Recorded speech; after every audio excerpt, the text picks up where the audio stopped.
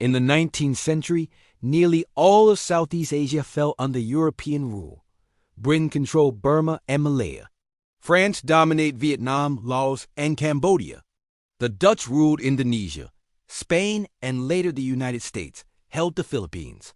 But in the middle of this colonial storm stood one kingdom that never became a colony: Siam, modern-day Thailand.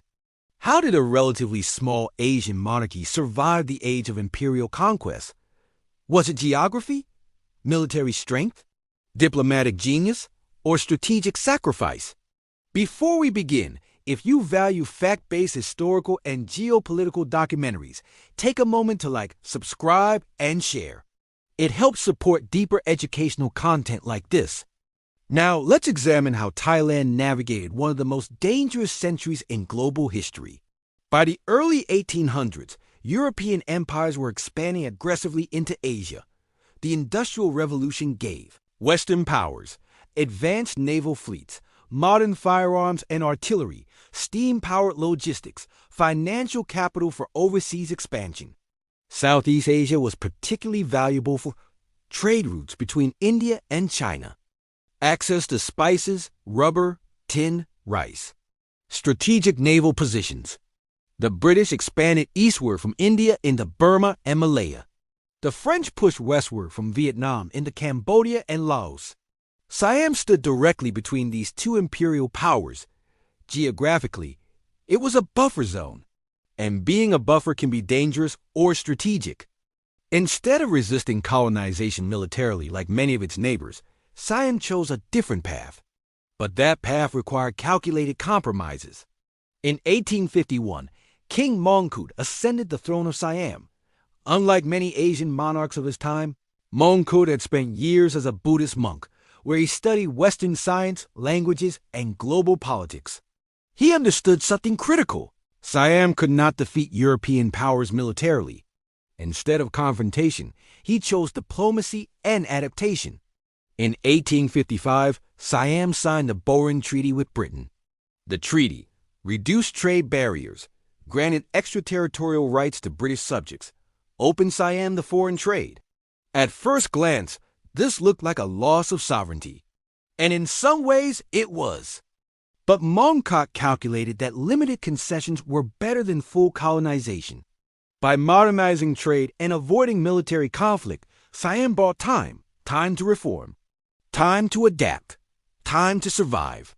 If Mongkut began a strategy, his son King Chulalongkorn perfected it. Ascending the throne in 1868, Chulalongkorn launched sweeping reforms to modernize Siam. He abolished slavery gradually, centralized administrative authority, reorganized provincial governance, modernized the military, invested in railways and infrastructure, sent princes and elites to study in Europe. These reforms were not cosmetic. They were strategic. European powers often justify colonization by claiming Asian states were uncivilized or poorly governed. By modernizing institutions, Siam weakened that justification. Chulalongkorn also traveled to Europe, something few Asian monarchs did at the time, building diplomatic relationships directly with Western leaders. He presented Siam as a civilized, reforming state rather than a backward territory ripe for annexation. Despite its diplomatic skill, Siam still faced immense pressure. France and Britain both demanded territorial concessions. To avoid full occupation, Siam agreed to cede Laos to France, 1893, parts of Cambodia, northern Malay states to Britain. These losses were painful. Siam shrank significantly in size. But here was the strategic calculation: better to lose peripheral territories than the core kingdom. By serving as a buffer state between British Burma and French Indochina, Siam became geopolitically useful to both empires. Neither Britain nor France wanted the other to control the entire region. So Siam's independence became a stabilizing compromise. This balance of power diplomacy was critical. Another key factor was internal cohesion. Unlike Vietnam, which faced internal rebellions and direct French military intervention, Siam managed to maintain relative internal stability during critical decades. The monarchy successfully consolidated authority over regional elites. Administrative reforms reduced fragmentation. A stronger centralized state made foreign domination more complicated. Colonial powers often exploited internal divisions. Siam reduced that vulnerability. Timing also mattered. By the early 20th century, the most aggressive phase of colonial expansion was slowing. Then came World War I. Siam strategically aligned itself with the Allied powers in 1917. After the war, it gained international recognition as a sovereign state under the emerging international order. Later, during World War II, Thailand faced Japanese occupation pressures, but formal Western colonization had already been avoided. By surviving the peak era of imperial expansion, Siam effectively secured its sovereignty. To understand Siam's survival, we must compare. Burma resisted militarily. Britain annexed it. Vietnam resisted. France colonized it. Indonesia lacked centralized unity.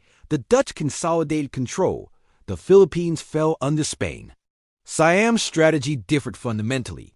It modernized early. It conceded strategically. It balanced rival empires. It centralized governance. It avoided direct military confrontation. It adapted without surrendering its core sovereignty. Thailand did not escape colonization because it was stronger militarily. It escaped because its leaders understood power realistically. They recognized the limits of resistance. They chose reform over isolation. They sacrificed territory to preserve sovereignty. They turned geography from vulnerability into diplomatic leverage.